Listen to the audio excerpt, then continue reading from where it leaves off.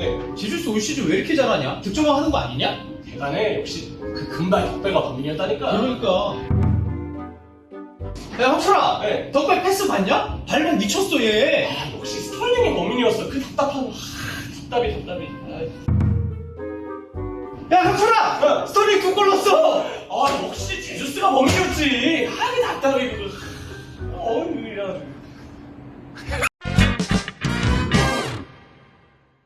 자, 첼시와 레스터의 경기가 방금 끝이 났습니다. 첼시 팬들 입장에서는 좀 뭐라 그래야 될까요? 네. 코너 갤러거가 경고도적으로 이제 퇴장당하면서 기분 좋지 않게 출발을 했다가 그래도 스털링 선수가 2골을 기록하면서 승리를 기록을 했기 때문에 아쉬운 부분은 저는 계속 있을 거라고 생각을 해요. 그래도 분위기 반전을 하는 데는 성공을 했다. 이 정도로 마무리 짓면 되지 않을까 싶습니다. 그렇죠. 네. 라운드마다 계속 범인 찾기에 대상이 달라지고 있어요. 그러니까. 제주스 잘하고 덕배 잘할 때 스털링이 약간 지지부진해서 그치. 아 스털링 범인인 것 같다라고 했는데 이번에 또 스털링이 골을 일단 넣었습니다. 아 팀이 또 이기는데 아주 중요한 멀티골을 넣었기 때문에 범인은 과연 누구인가? 혹시 다시 덕배가 아닌가? 슝 하고 돌아오는데 또 덕배는 잘하고 있으니까 그러니까요. 제주스는 또 이제 이번 라운드 어떻게 하는지는 지금 시간 기준으로 또 지켜봐야 되는 지금 하고 상황이라 있거든요. 예. 맞아요. 그렇기 때문에 아 정말 뭐 이 덕배 스털링 제주스 사이에 범인 찾기 실루엣은 상황은 라운드가 거듭될수록 계속될 것 같다.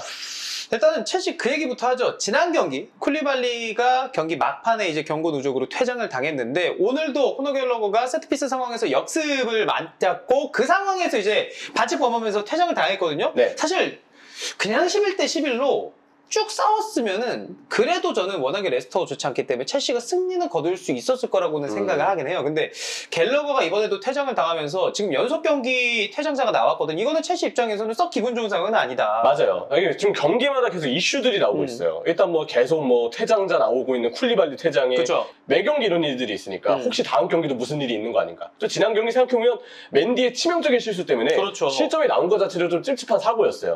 이번에 계기로 코너 갤러거에게 좀 느낀 부분이 뭐냐면 갤러거가 확실히 아직은 좀 미드필더를 뛰는 데 있어서 경험이 좀 부족해 보이고요. 크리스탈 팰리스에서 뛸 때는 지금 첼시에서 받은 기회보다 분명 더 윗선으로 올라갔었어요. 그렇죠. 근데 지금은 좀 더 아래쪽으로 내려와서 거의 3선에 가깝게 뛰다 보니까 2선에 뛸 때랑은 좀 다른 부분을 요구받거든요. 좀 더 압박을 해야 될 때, 수비를 해야 될 때 너무 성급하게 튀어나가기보다는 그때그때 조절도 하고 뒤에서 어떻게 밸런스를 잡아야 되는지 자기가 신경을 써야 되는데 뭐랄까 좀 성급하고 불필요한 태클이 나오면서 아직까지는 본인이 더 많은 걸 해줘야 되는 자리에서 적응을 다 못하는 느낌이에요. 저는 무슨 생각 들었냐면은 오늘 경기 이후로 코너 갤러거 활용 방안을 찾는데 조금 더 시간이 좀 필요할 거라고 생각을 했고 사실 그 세트피스 상황에서 그 이렇게 뒤쪽에서 후방 커버하는 게 대체로 풀백 아니면 윙백들인데 아 맞아요. 첼시는 쿠쿠렐라도 킥이 좋고 리스 제임스도 킥이 좋다 보니까 세트피스 킥 걸어가면은 그 자리 중앙 미드필더 중에 하나가 서야 되거든요. 원래는 칸테가 섰어요. 근데 맞아요.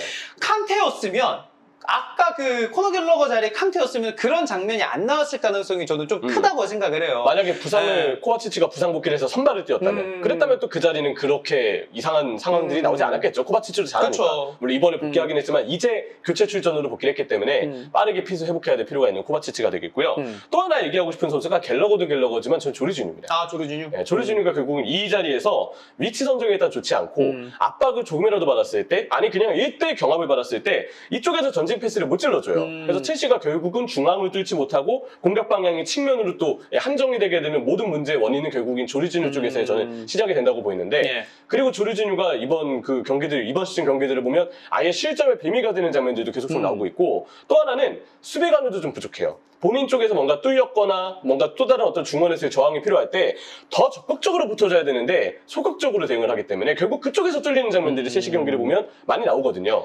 조르지뉴가 이쪽에서 무너지면서 다른 중원 자원들 영향을 받을 수밖에 없고 이거는 결국 최종적으로 볼이 중앙에서 풀리지 않기 때문에 이런 공격진의 선수들도 자리를 잡기가 애매해집니다. 조르지뉴는 저는 그게 있는 것 같아요. 파트너 그러니까 파트너에 따라서 상대에 따라서 능력이 좀 제한이 있어. 그거 맞아요. 시작부터 돌아가서 오늘 토엘 감독이 포백을 들고 나왔거든요. 저는 개인적으로 이게 좀 나쁜 생각은 아니라고 생각을 했어요. 할만한 시도였다고 봐요. 맞아.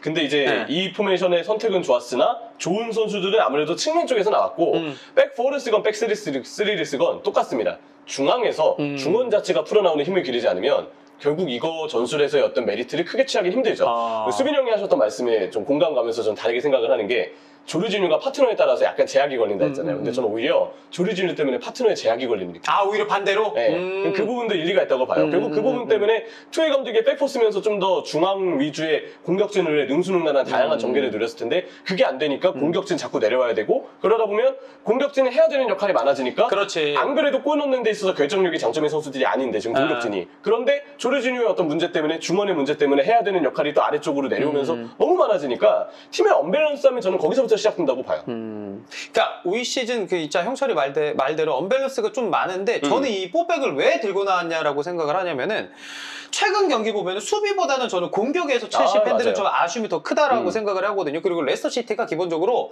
4-4-1-1을 써요. 그러니까 네. 전방에 바디를 혼자 두는데 굳이 첼시가 3백까지 두면서 후방의 숫자를 더 둘 필요는 없을 거라고 네, 생각을 했던 그쵸. 것 같아요. 그런 상황에서 3백 두는 것보다는 4백을 사용해서 풀백 전진시키고 최근에 좋은 게 오른쪽에 치크 치크 잘해요. 그리고 리스 제임스니까 네. 차라리 이 둘을 전진시켜서 공격적으로 뭔가 해보자라고 생각을 했던 출발은 저도 좋았다라고는 생각을 해요. 근데 이 중앙에서의 밸런스도 결국 잡혀야지 측면에서 뭔가가 살아날 네. 텐데 형철이 말대로 조르지뉴 갤러거 가지고는 이게 중앙에서 밸런스가 맞아요. 수비적으로 안 잡히니까 이거는 중앙에서의 문제는 네. 백포 백스리냐가 그렇게 핵심 있는 건 아닌 것 같아요. 중원 자체가 문제가 되고 선수 구성이나 네. 근데 백포로 봤을 때 어쨌든 기대할 수 있는 건 수비령의 말씀처럼 측면인데 그치. 지금 치크랑 리스 제임스가 호흡도 잘 맞고 로프터 치크가 예전에 그 무리뉴 감독 때 교체로 나올 때도 그런 평가 받았잖아요. 수비는 되게 소극적으로 하는데 네. 어쨌든 볼 다루는 기술은 좀 있고 피지컬이 좋아서 맞아요. 은근히 드리블 잘 친다. 그게 요즘도 잘 드러납니다. 어쨌든 이 선수가 볼 잡고 좀 적극적으로 뭔가 본인이 누빌 수 있는 역할과 공간이 주어지면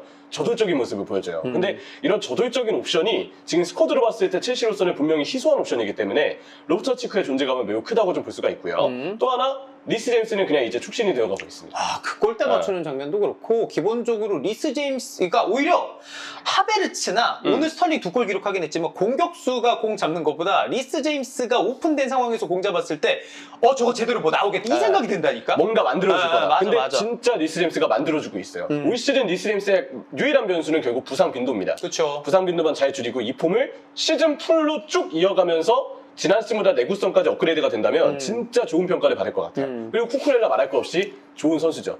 생각해보니까 아, 리스 제임스 얘기하고 있는데 이 영상을 또 병섭이가 찍고 바로 있어가지고 앞에 제임스가 있어서 예, 네, 예. 저희가 리스 제임스한테 협박받고 지금 얘기를 하는 건 아니고요. 그냥 진짜 잘하고 있습니다. 리스 제임스는 진짜 잘하고 있고 저는 네. 그렇게 생각을 해요. 이게 스털링의 선취 득점 때문에 경기가 좀 더 쉽게 풀렸고 3백으로 바꿨고 아스필리쿠에타 투입을 하면서 오히려 5-3-1로 수비했잖아요. 근데 그거 잘한 거예요. 그게 오히려 밸런스가 더 네. 잘 맞아. 일단 수비 숫자를 늘리면서 네. 상대 공격에 대응을 한다는 어떤 술수도 그렇고 또 하나는 아스필리쿠에타가 마운트를 대신해서 들어왔잖아요. 그쵸. 마운트가 존재감이 별로 없었어요. 그런 부분들 때문에 차라리 후방의 숫자를 취하되 공격진의 개인 역량을 좀 집중시키는 형태로 경기 운영을 했던 거 굉장히 좋았었고 또 하나는 노저스 감독의 레스터가 1라운드 브렌트포드전에 앞서고 있다가 따라잡혀서 그쵸. 무승부 그리고 직전 이번에 저기 사우스햄튼전 직전 사우스햄튼전에 마지막 골 상대 먹었죠. 전술 변화를 감지하지 못하고 도중에 대응을 못해서 결국은 또 1대2로 역전패를 했어요. 맞아요.